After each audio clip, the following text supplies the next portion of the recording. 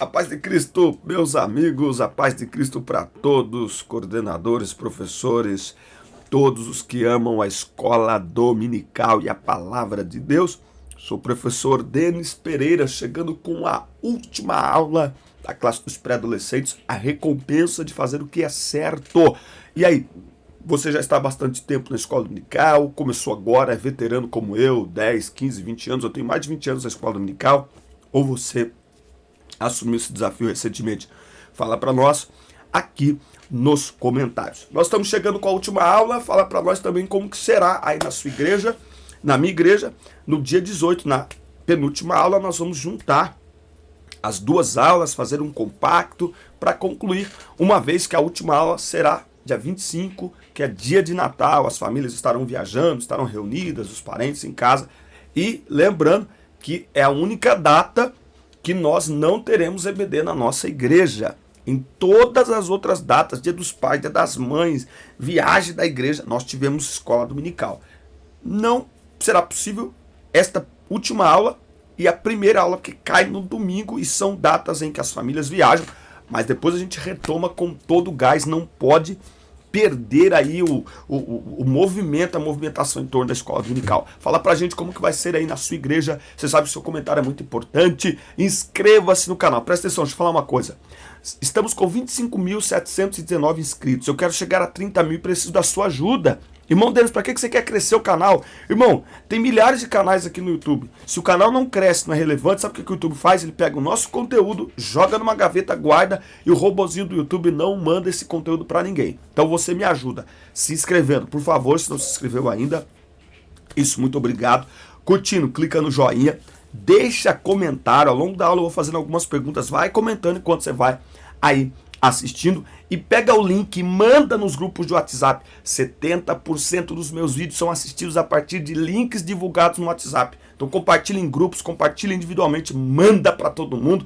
Aqui não tem brincadeira não, aqui tem palavra de Deus, seja em escola dominical ou em outros assuntos que nós estamos trazendo aqui para vocês também, tá certo? Pegue Bíblia, revista, papel, caneta e vamos juntos preparar mais esta aula da escola dominical. Quero te dar aqui uma dica de um ótimo presente de Natal, que é o nosso livro que acabamos de publicar, estamos na semana de lançamento, O Propósito é Maior que a Sua Dor. Neste livro eu falo sobre aquela menina de 2 Reis 5, o propósito é maior que a sua dor. A dor não é o propósito, mas tem propósito. Viver não é só dores, mas as dores fazem parte da vida, tá certo? Este livro aqui com envio para todo o Brasil, é o primeiro link aqui na descrição. Link do meu WhatsApp está aí também para atender os irmãos. Será um prazer, uma grande alegria atender os irmãos. Tem uns irmãos que ficam meio bravos, né, com o nosso jabazinho aqui. Mas, irmão, isso faz parte, irmão, pelo amor de Deus.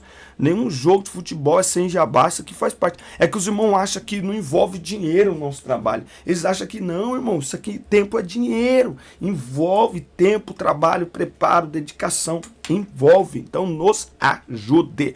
Bora!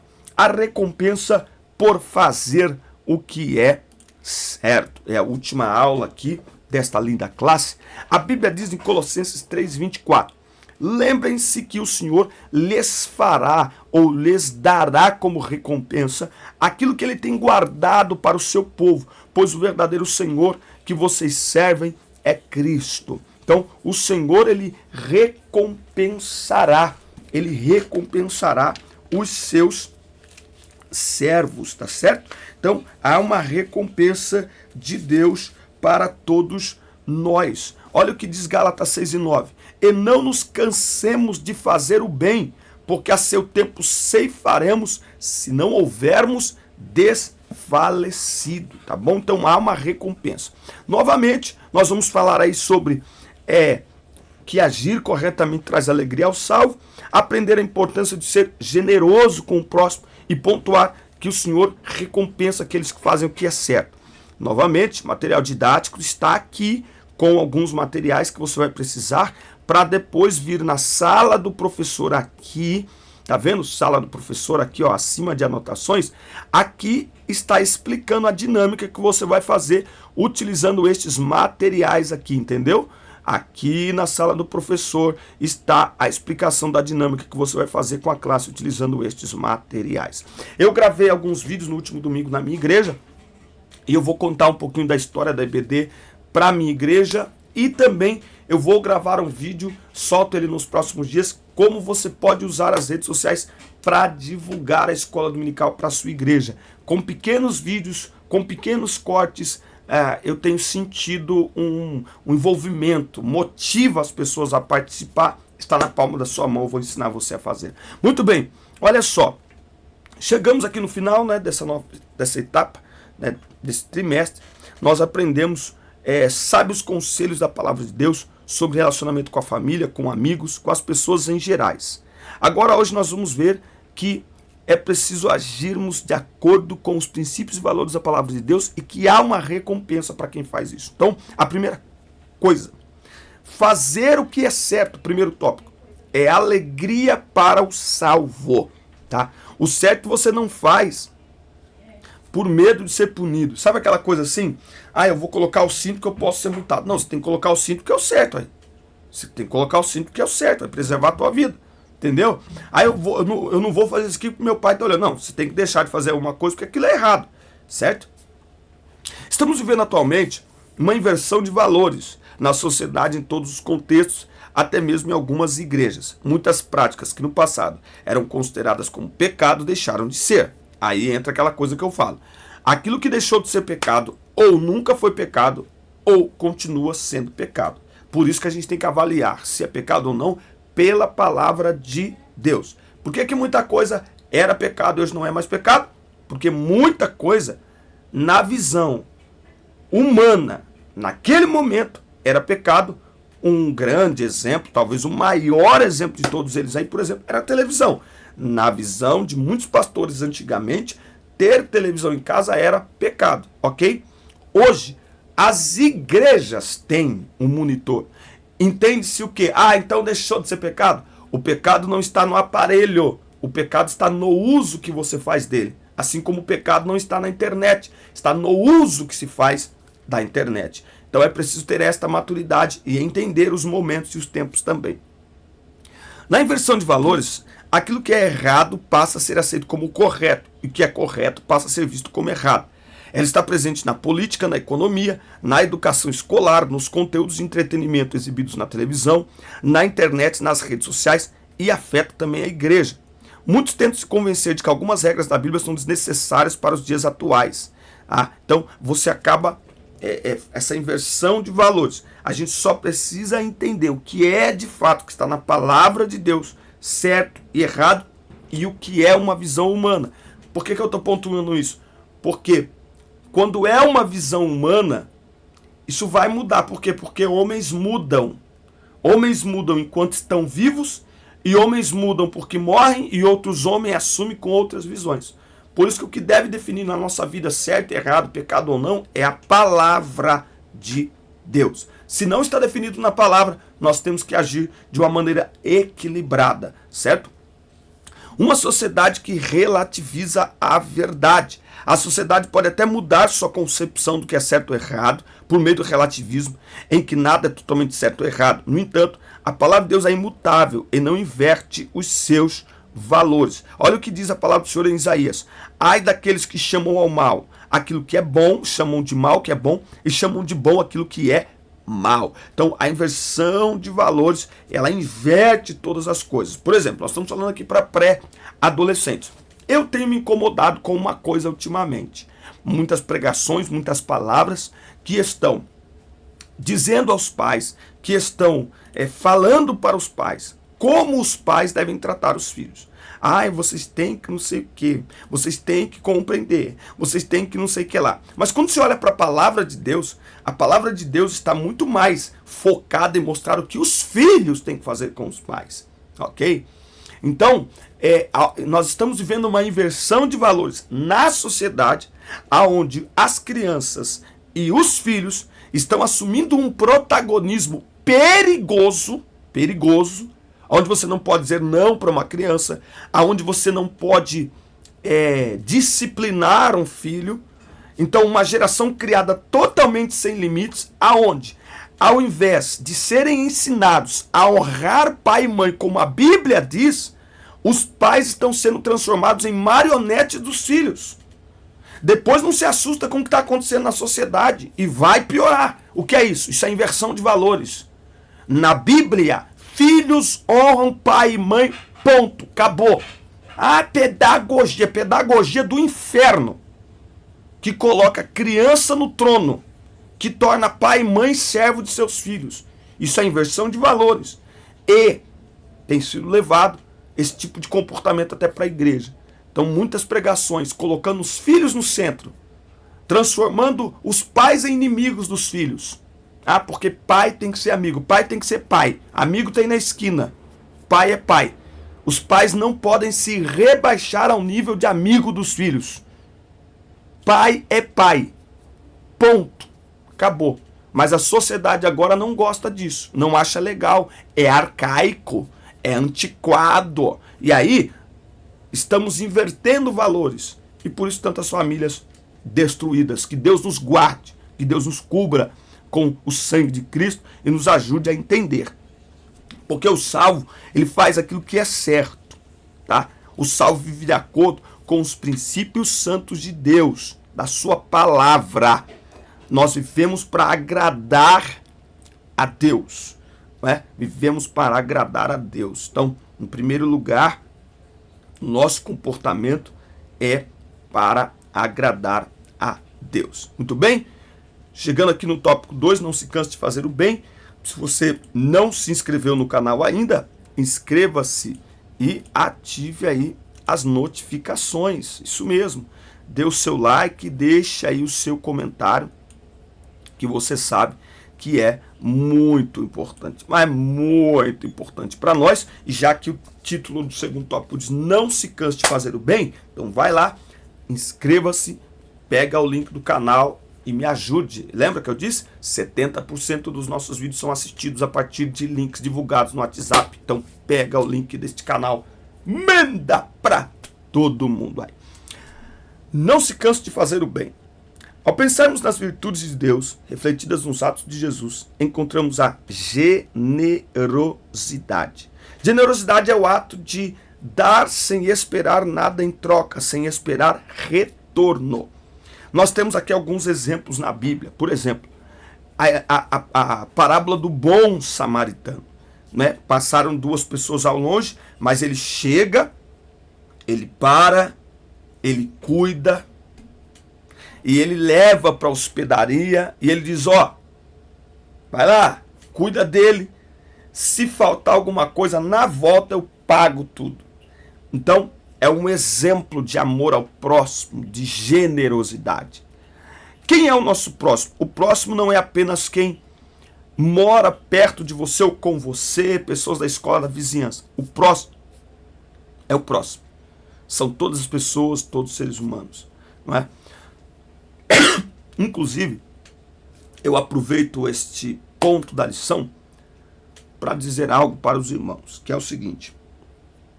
Eu até vi esses dias numa igreja em São Paulo, no setor da Penha, acho que chama Nelson Cruz, a região, o bairro ali.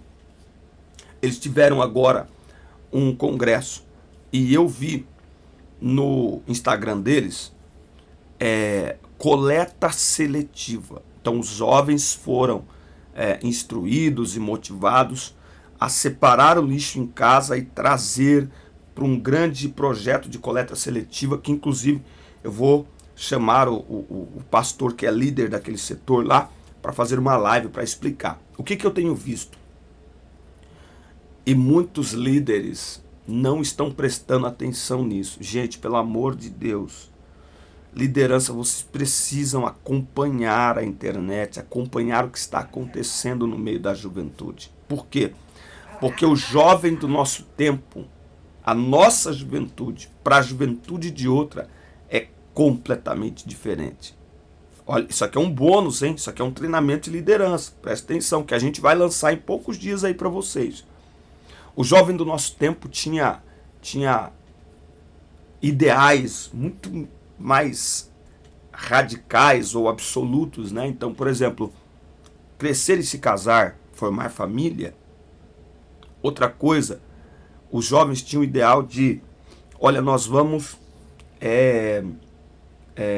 Eu quero um emprego estável, carteira assinada. Que alegria o jovem.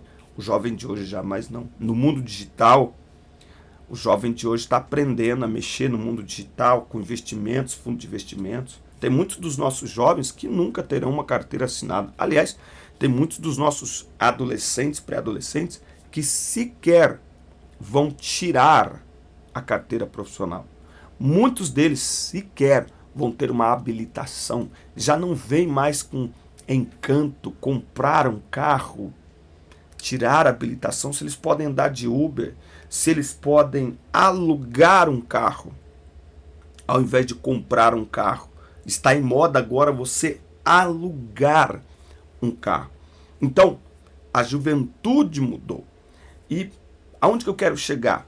Está dentro do contexto da lição. Se você olhar hoje as grandes marcas, as grandes empresas, o que elas estão oferecendo? Não é só um produto. Elas estão oferecendo uma causa pela qual, ao comprar aquele produto, você faz parte. Ou seja, as grandes empresas hoje, as grandes marcas consumidas pela juventude atual, elas trazem junto consigo causas que defendem. Ou seja, ao comprar um perfume daquela marca, você se envolve em uma causa ambiental, uma causa social. Ao comprar aquela camiseta, você tem a garantia de que aquela camiseta não foi utilizada trabalho escravo, parará, aquela coisada toda. Ao comprar um determinado produto, ao comprar, você entende? Causas sociais, causas ambientais, causas ideológicas, mesmo aquelas que nós não compactuamos, mas existe uma causa. Ou seja, quando você consome aquele produto, você está se envolvendo em uma causa. E isso está passando despercebido pela igreja. Jesus, ele nos deu uma causa. Causa é aquilo pelo qual os discípulos, a igreja primitiva, estavam dispostos a morrer, a serem presos, a serem perseguidos pela causa do Evangelho, a salvação da humanidade, as boas novas de salvação. Então nós precisamos entender isso, nós precisamos olhar este ambiente e dar ao jovem uma causa e mostrar que a igreja está ali para lhe proporcionar uma experiência abrangente em todas as áreas de sua vida, corpo, alma, espírito, espiritualmente falando, mas como esta causa aí ambiental que esta igreja abraçou. Quando você envolve o jovem em algo que ele se sente participante, em algo que é uma demanda que de fato manifesta o amor de Cristo, não é? Então não é só chegar na igreja e cantar, chegar na igreja e o culto à noite, o que nós podemos fazer, o que nós podemos realizar, construir, que vai mudar o cenário aqui nessa região, que vai erguer o nome de Cristo através de uma causa, não é? Então é uma praça que se limpa, é um lixo que se recolhe, é uma escola que se reforma. Ao fazer algo nesse sentido, você está ajudando a sociedade, mas você também está pegando o jovem e está expandindo o reino no coração deste jovem. Você está dando a este jovem um sentido maior de sua estadia na igreja, entende? Então, uma causa, a igreja, o tempo de reunir, para ensaiar, cantar à noite, ir embora, esse tempo já era. Nós precisamos de mais envolvimento, nós precisamos de transformar este ensinamento de generosidade, de amor ao próximo, em algo prático. O jovem de hoje, ele quer algo prático, ele não quer só, ele quer algo, nós vamos amar o próximo? Como que nós vamos amar o próximo? Nós vamos amar o próximo construindo uma casa ali que está toda arrebentada. Nós vamos amar o próximo fazendo uma vaquinha, porque tem uma família um casal de aposentados ali que gasta R$2.000 de remédio por mês, e neste Natal, aqui está mais difícil ainda, então neste Natal nós vamos levar lá para eles. Então, causa, o jovem precisa se envolver com causa, senão esse discurso de amor ao próximo e fazer o bem fica só no discurso. Isso aqui tem que ser um ensinamento prático, é atrás disso que o jovem está, e que a cultura, e que a indústria, que o mercado entendeu, e nós enquanto igreja precisamos entender. Muito bem, Deus tem uma recompensa especial para os seus servos. Aqui na nossa região, por exemplo, tem uma igreja, eu achei muito legal. Essa igreja fazia parte, ela está numa cidade, ela fazia parte de uma outra cidade, e aí foi emancipado, né? Essa igreja foi emancipada. Não vou falar aqui o nome, mas é uma igreja muito linda que tem aqui na nossa região. Eu, inclusive, frequento lá direto. Como que funciona? Recolhe-se o material, os alimentos, recolhe-se das congregações e manda para a sede.